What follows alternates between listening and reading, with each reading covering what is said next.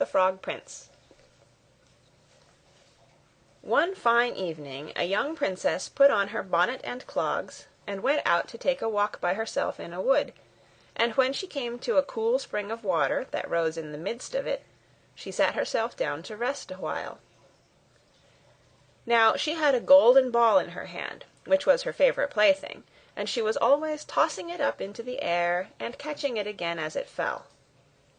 After a time she threw it up so high that she missed catching it as it fell, and the ball bounded away, and rolled along upon the ground, till at last it fell down into the spring.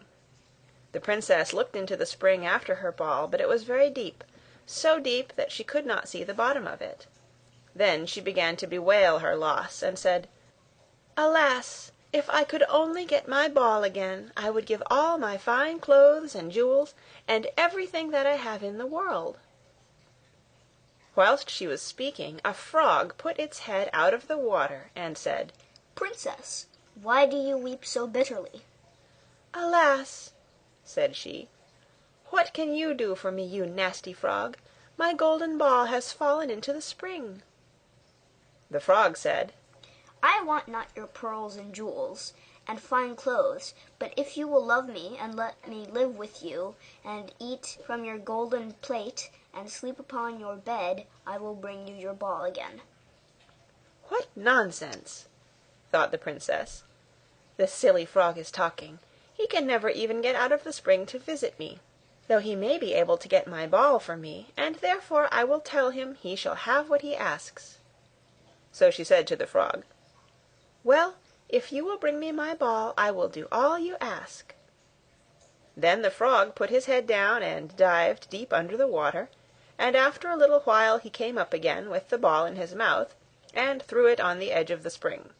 As soon as the young princess saw her ball, she ran to pick it up, and she was so overjoyed to have it in her hand again that she never thought of the frog, but ran home with it as fast as she could. The frog called after her, "Stay, princess, and take me with you, as you said." But she did not stop to hear a word. The next day, just as the princess had sat down to dinner, she heard a strange noise. Tap, tap, plash, plash, as if something was coming up the marble staircase, and soon afterwards there was a gentle knock at the door, and a little voice cried out and said, "Open the door, my princess dear, open the door to thy true love here, and mind the words that thou and I said, by the fountain cool in the greenwood shade." Then the princess ran to the door and opened it, and there she saw the frog, whom she had quite forgotten. At this sight she was sadly frightened, and shutting the door as fast as she could, came back to her seat. The king, her father, seeing that something had frightened her, asked her what was the matter.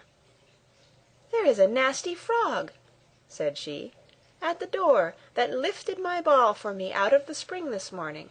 I told him that he should live here with me, thinking that he could never get out of the spring. But there he is at the door, and he wants to come in."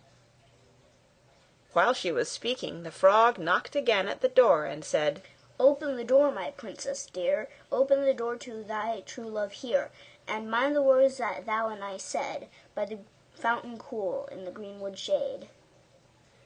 Then the king said to the young princess, "As you have given your word, you must keep it, so go and let him in."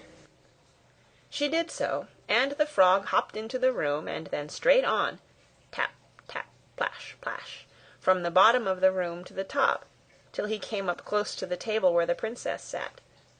"Pray lift me upon the chair," said he to the princess, "and let me sit next to you." As soon as she had done this, the frog said, "Put your plate nearer to me, so that I may eat out of it." This she did, and when he had eaten as much as he could, he said, "Now I am tired. Carry me upstairs and put me into your bed." And the princess, though very unwilling, took him up in her hand and put him upon the pillow of her own bed, where he slept all night long. As soon as it was light, he jumped up, hopped downstairs, and went out of the house. "Now then," thought the princess, "at last he is gone, and I shall be troubled with him no more." But she was mistaken, for when night came again she heard the same tapping at the door, and the frog came once more and said, "Open the door, my princess dear, open the door to thy true love here, and mind the words that thou and I said by the fountain cool in the greenwood shade." And when the princess opened the door, the frog came in and slept upon her pillow as before, till the morning broke.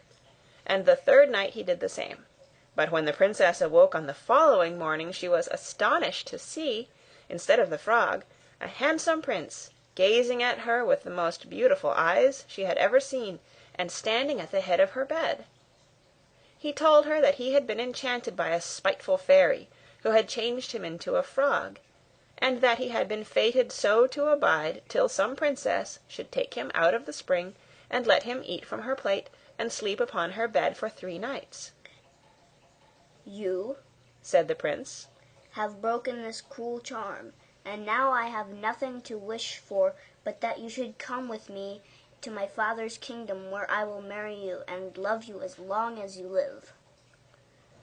The young princess, you may be sure, was not long in saying "Yes" to all this, and as they spoke a gay coach drove up, with 8 beautiful horses, decked with plumes of feathers and a golden harness, and behind the coach rode the prince's servant, faithful Heinrich, who had bewailed the misfortunes of his dear master during his enchantment so long and so bitterly that his heart had well nigh burst.